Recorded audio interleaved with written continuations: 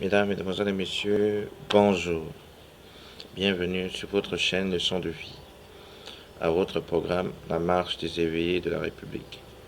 Aujourd'hui, nous allons aborder ensemble un sujet tout aussi important que ceux que nous avons récemment abordés.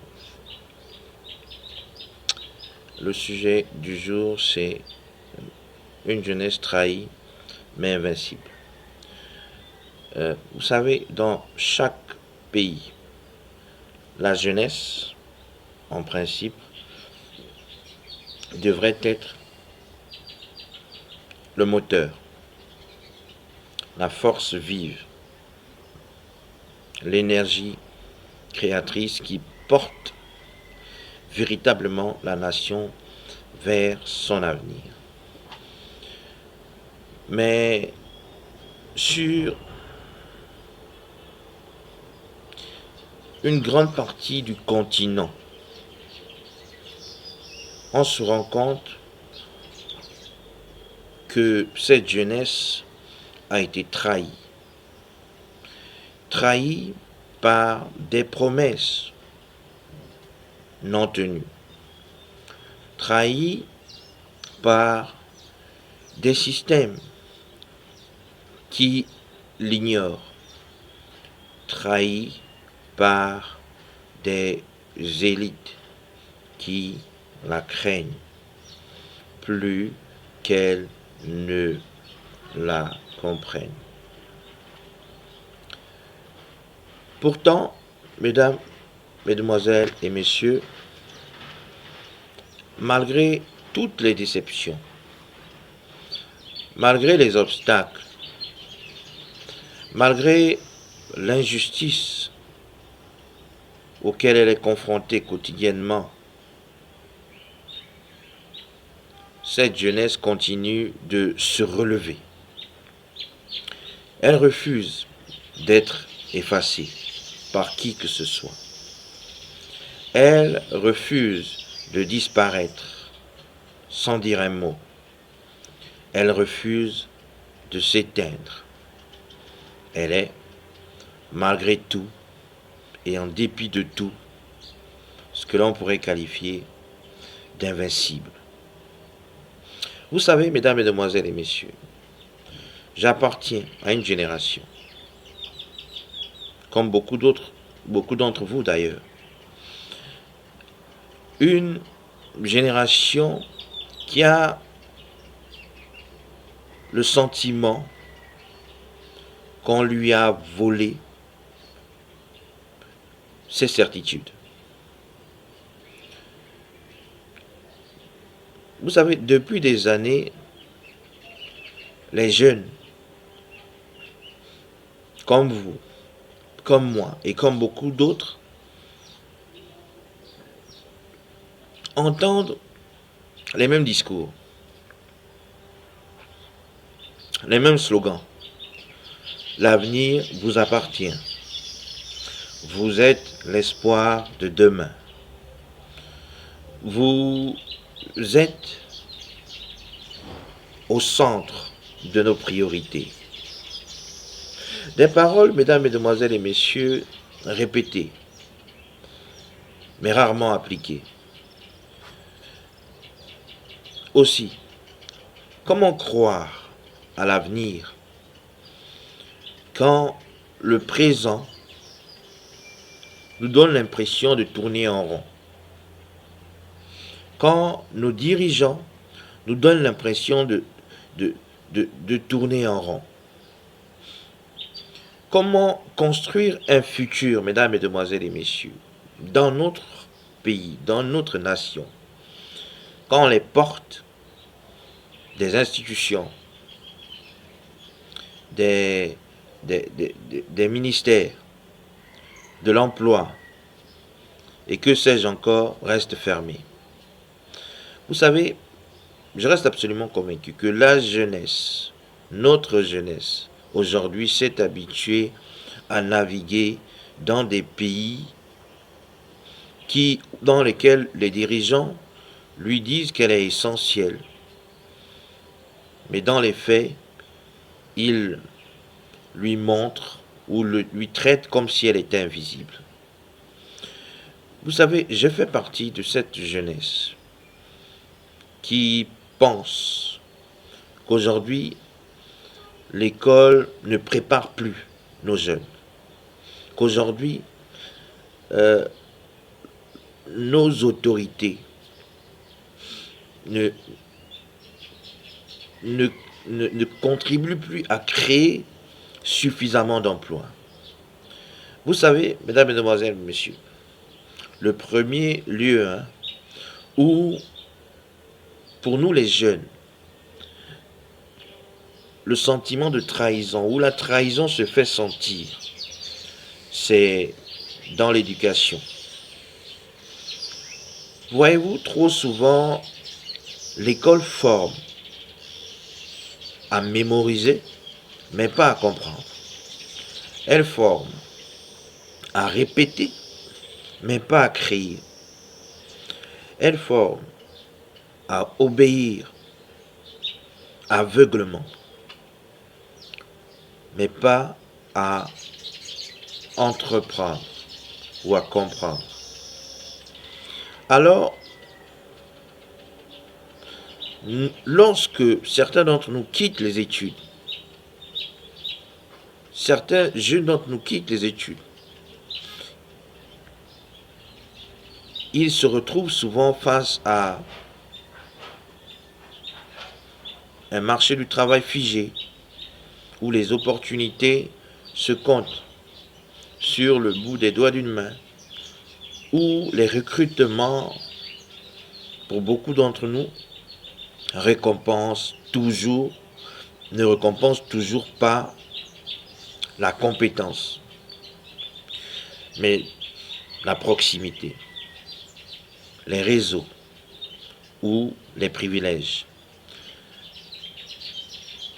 Pour beaucoup d'entre nous, nous vivons dans des pays sans opportunités,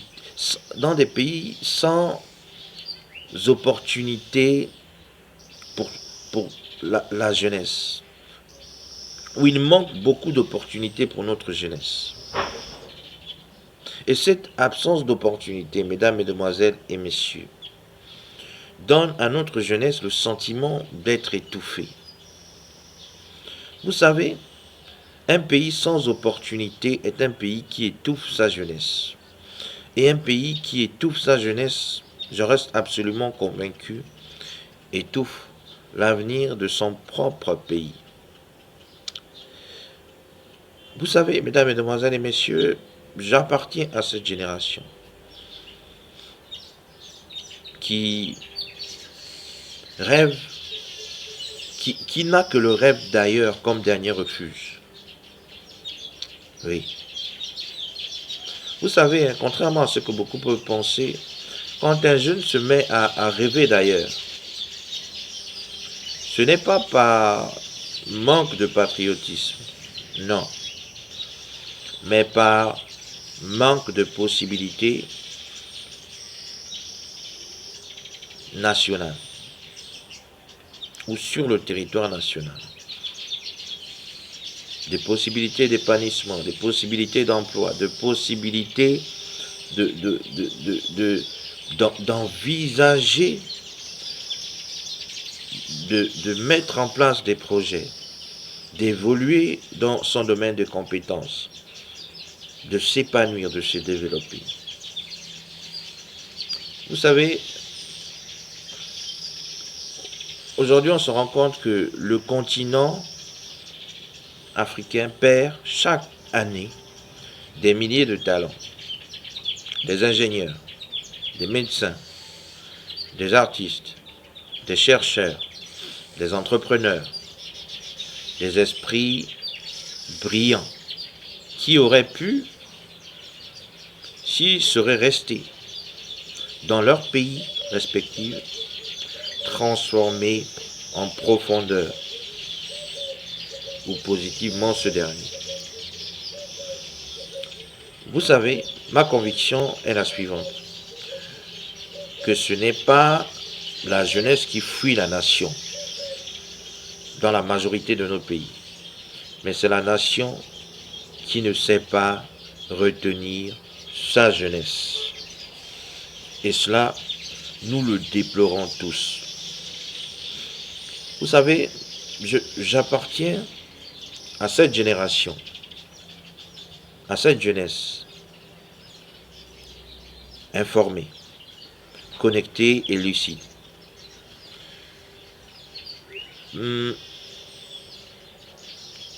Qui est perçue d'une certaine façon par les élites actuelles, qui n'est pas forcément vrai. Vous savez, beaucoup des personnes au pouvoir, de nos autorités, ont certains préjugés sur la jeunesse, parfois de mauvais préjugés.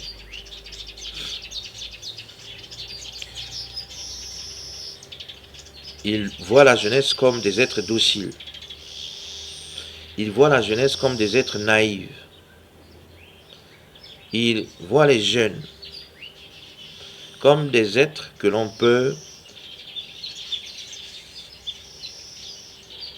en un claquement de doigts, dont on peut emprisonner la conscience. Mais ce qu'ils n'ont pas prévu, ou n'avaient pas prévu, ces élites, c'est que la jeunesse aujourd'hui, contrairement à ce qu'ils pensent, n'est pas docile. Elle n'est pas naïve. Elle n'est pas prisonnière des récits officiels. S'ils ne s'étaient pas montrés paresseux et avaient fait preuve de bonne foi, ils auraient pu constater, en nous observant, en observant les jeunes, les citoyens que nous sommes, que notre jeunesse parle plusieurs langues, qu'elle maîtrise la technologie, qu'elle observe le monde, qu'elle compare, qu'elle analyse. Vous savez, ma génération, notre génération, est une génération qui comprend plus vite, contrairement à ce que beaucoup de gens pensent, qui voit plus loin, qui apprend aussi plus vite. Ainsi, elle n'accepte plus qu'on lui raconte ce qu'elle peut vérifier, qu'on lui raconte n'importe quoi. Lorsque elle a la capacité de vérifier cela. Vous savez, notre jeunesse, la jeunesse à laquelle j'appartiens, n'accepte plus, dans sa majorité, qu'on lui impose ce qu'elle peut questionner. Elle n'accepte plus qu'on lui ferme les portes, car elle a appris à en créer de nouvelles. C'est une jeunesse battante, c'est une jeunesse entreprenante, c'est une jeunesse débrouillarde, innovante, qui a l'avenir devant elle.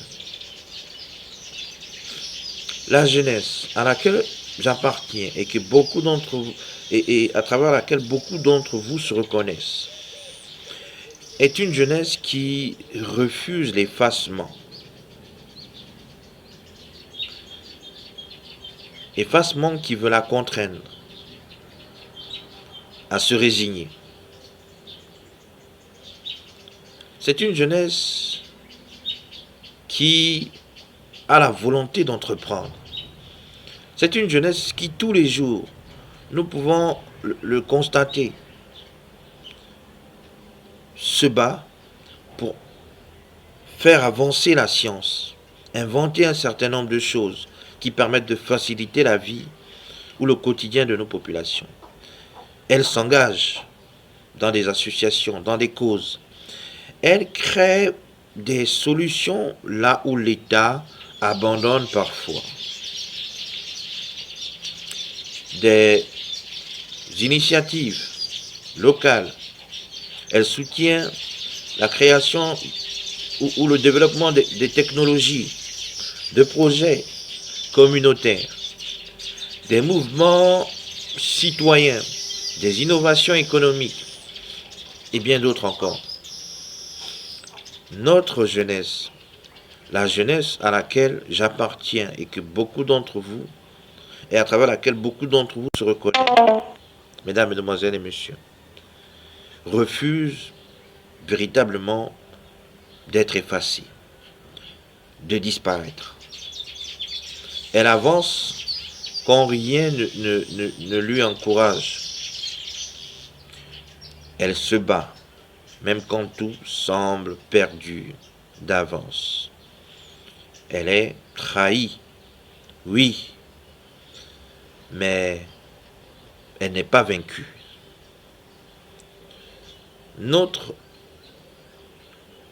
jeunesse, aujourd'hui, a compris qu'elle est face à un moment de vérité dans l'évolution de son histoire. Elle a compris qu'il existe un moment dans l'histoire où une génération ne se contente plus de demander sa place, la place qui lui revient de droit, mais qu'elle la prend. Elle ne se contente plus de protester. Elle propose. Elle ne se contente plus d'espérer. Elle construit. Ce moment, mesdames, mesdemoiselles et messieurs, pour ma part, est arrivé. La jeunesse aujourd'hui n'attend plus qu'on lui donne la permission d'exister. Elle veut écrire l'avenir, pas la subir. Elle veut créer la prospérité, pas la mendier. Elle veut, mesdames, mesdemoiselles et messieurs, participer activement au pouvoir, pas juste l'admirer de loin. Sa force, contrairement à ce que beaucoup ont pu penser, ne réside pas dans sa colère, mais dans sa capacité à transformer cette colère en action, en créativité, en leadership. Vous savez, mesdames, mesdemoiselles et messieurs, je reste absolument convaincu qu'un jour, les historiens écriront que la renaissance de l'Afrique a commencé le jour où sa jeunesse a décidé de ne plus être spectatrice.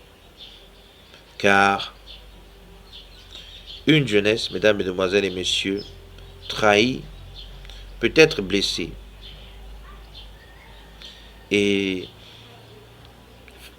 prendre plaisir à rester dans l'ombre. Mais une jeunesse invincible finit toujours par triompher. C'était mon message pour notre jeunesse, pour la jeunesse africaine, ce matin ou ce soir selon là où tu te trouves. C'était le message que je voulais davantage délivrer à cette force, ces forces vives de la nation qui contribueront et qui contribuent déjà à élever leurs pays respectifs aujourd'hui en dépit des difficultés. Sur ce, on se retrouve pour un prochain numéro dans notre marche des éveillés de la République sur votre plateforme Leçon de vie. Bye, à la prochaine et que Dieu nous bénisse.